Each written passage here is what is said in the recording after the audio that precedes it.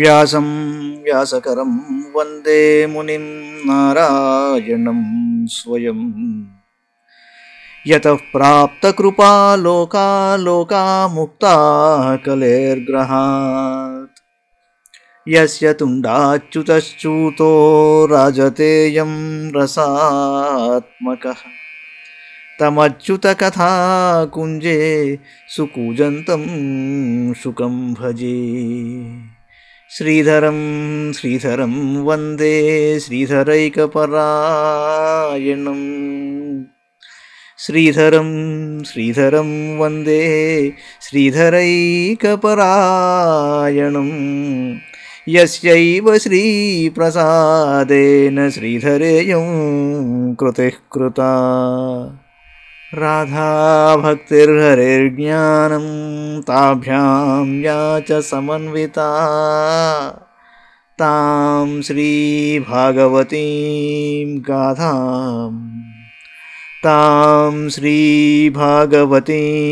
గాథాం వందే యుగళరూపిణీ. నీ పద్యావళులాలకించు చెవులు నిన్నాడు వాక్యంబులు. నీ పద్యావళులాలకించు చెవులు నిన్నాడు వాక్యంబులు. నీ పేరంబనిసేయు హస్తయుగముల్ నీ మూర్తిపై జూపులు.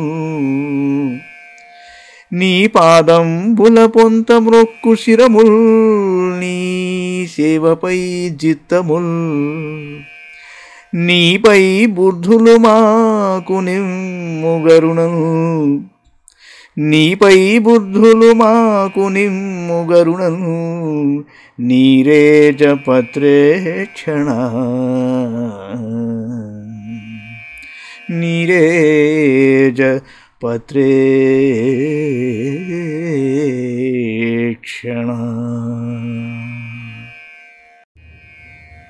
భాగవత మహాపురాణంలోని సప్తమ స్కంధంలో మనం 2వ అధ్యాయంలోని 2వ భాగంలో ఉన్నాం.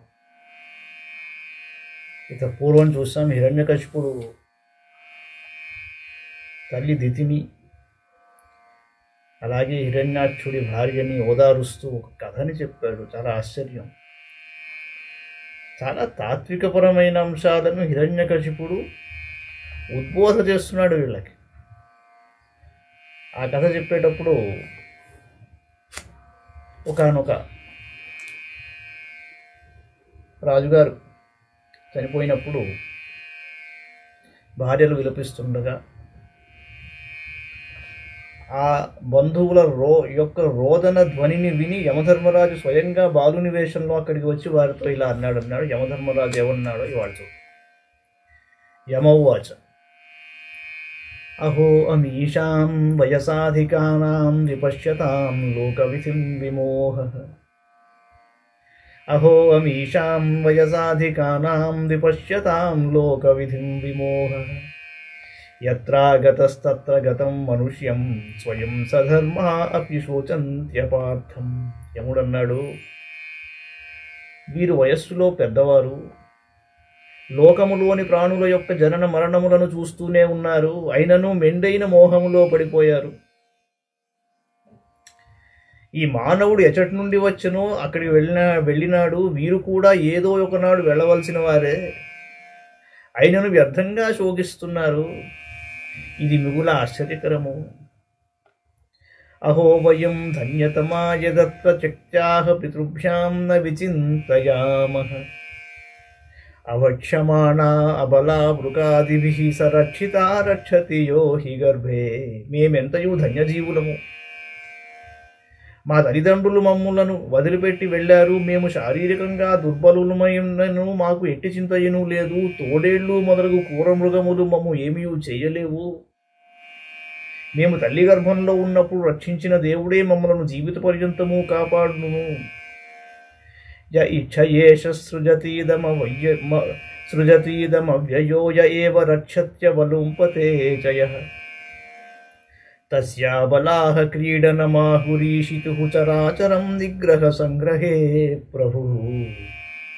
పదిచ్యుతం తిష్టతి దిష్టరక్షితం గృహే స్థితం తద్విహతం వినశ్యతి జీవత్యనాథోపి తదీక్షితో వనే గృహేపి గుప్తోస్య హతో న జీవతి భూతాని తైస్తైర్నిజయోని కర్మభిర్భవంతి కాలేన భవంతి సర్వశః న తత్ర ఆత్మా ప్రకృతామపి స్థితస్తస్యా గుణైరన్యతమో హి బధ్యతే ఇదం శరీరం పురుషస్య మోహజం యథా పృథగ్ భౌతికమీయతే గృహం యథౌదకైః పార్థివతైజసైర్జనః కాలేన జాతో వికృతో వినశ్యతి. రాణులారా, శాశ్వతుడైన ఈశ్వరుడే తన ఇష్టానుసారము ఈ జగత్తును సృష్టించి పాలించి లయమునర్చుతున్నాడు. ఇది ఎంతయు ఆ సర్వేశ్వరునకు ఒక క్రీడ. అతడు ఈ చరాచర జగత్తును దండించుటకును ఆదరించుటకును సమర్థుడు. అదృష్టం ఉన్నచో వీధి పాలైన వస్తువు కూడా సురక్షితంగా ఉంటుంది. దైవము ప్రతికూలుడైనచో ఇంటిలో ఉంచబడిన వస్తువు కూడా నశిస్తుంది.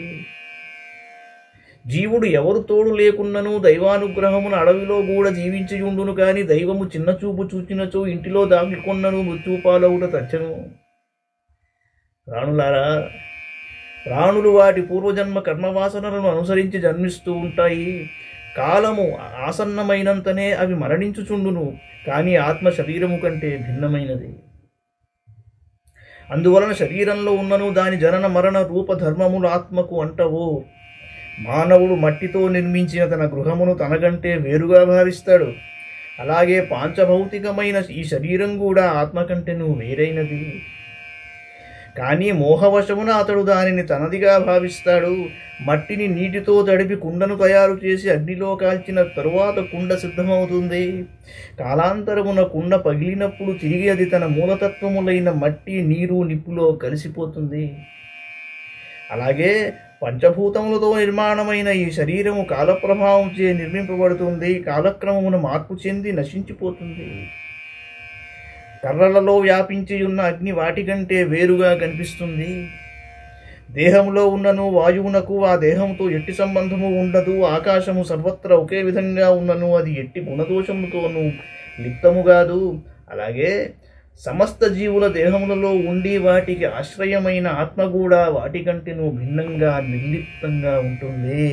యథా నలో దారుషు భిన్న ఈయతే యథా నిలో దేహగత పృథక్ స్థిత యథా నభః సర్వగతం న సజ్జతే తథా పుమాన్ సర్వగుణాశ్రయః పరః సుయజ్ఞో నన్వయం చేతే మూఢాయ మనుషోచ శ్రోతాయోనువక్తేహ స న దృశ్యేత కర్హిచిత్ న శ్రోతానానువక్తాయం ముఖ్యోప్యత్ర మహామసుః యస్త్విహేంద్రియవానాత్మా స చాన్యః ప్రాణదేహయోః భూతేంద్రియమనోలింగాన్ దేహానుచ్చావచాన్ విభుః భజత్యుత్సృజతి యన్యస్తచ్చాపి స్వేన తేజసా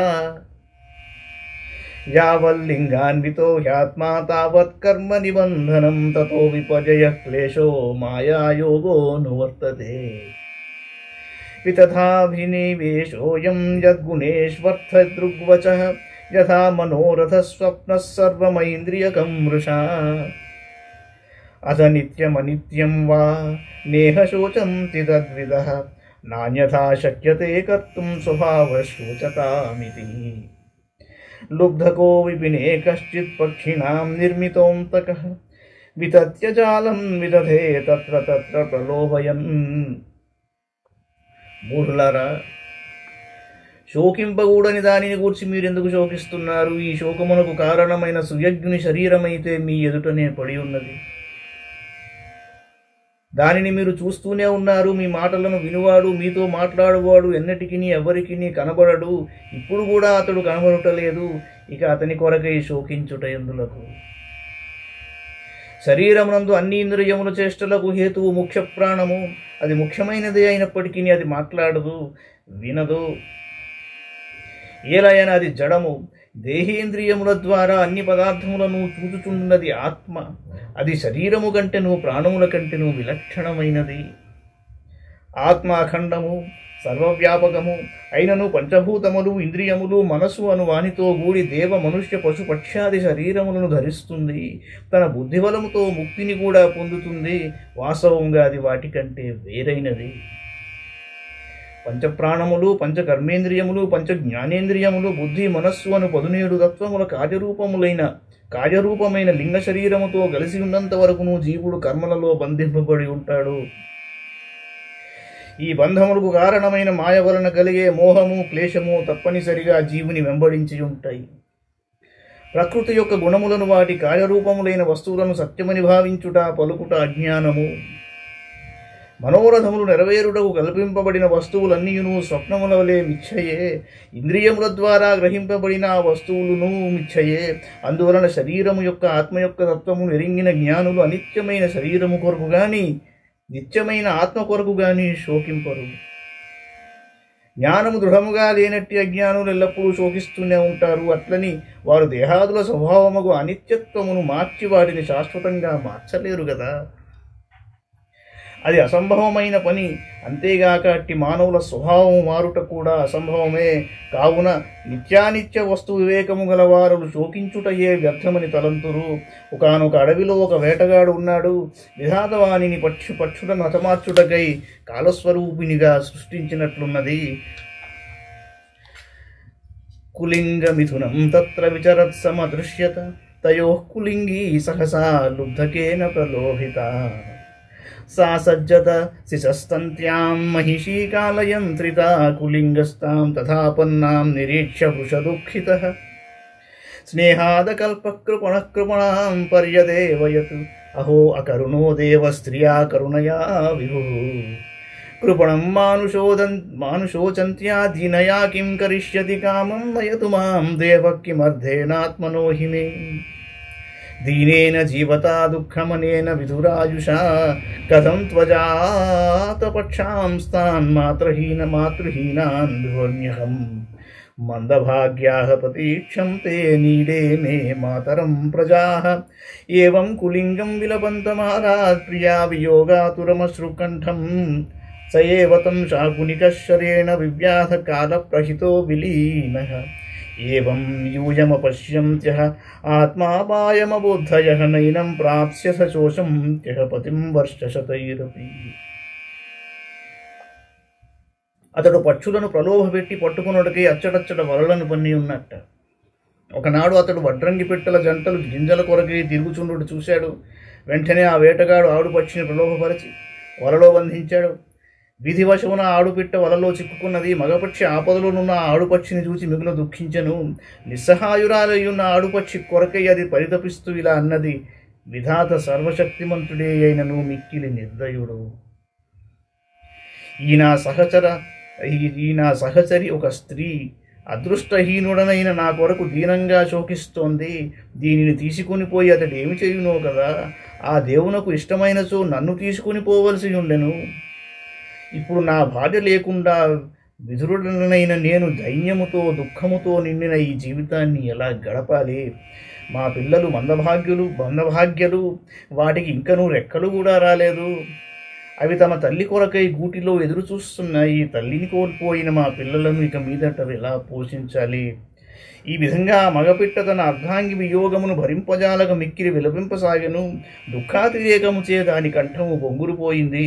కాలుని ప్రేరణ చే అచటనే పొంచియున్న ఆ వేటగాడు ఒక బాణంతో ఆ మగపక్షిని కూడా కొట్టాట. అది కూడా శూలను బాసెను. మూర్ఖులైన రాణులారా, మీకును ఇట్టిగతియే పట్టనున్నది. మీకు రాబో మృత్యువును మీరు గుర్తింపలేకున్నారు. మోహంలో పడి ఇతని కొరకై విలపిస్తున్నారు.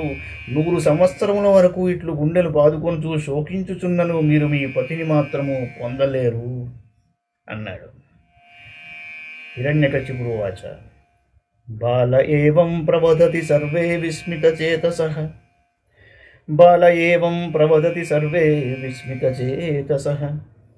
జ్ఞాతయో మే నిరే సర్వమనిత్యమయథోత్థితం యమ ఏతదుపాఖ్యాయ తత్రైవాంతరధీయత జ్ఞాతయోపి సుయజ్ఞశ్చ చక్రుర్యత్సాంపరాయికం తతశ్రోచతమాయూయం పరం చాత్మానమేవ చ క ఆత్మా క పరో వాత్ర స్వీయ పారక్య ఏవ వా స్వపరాభినివేశేన వినా జ్ఞానేన దేహినాం.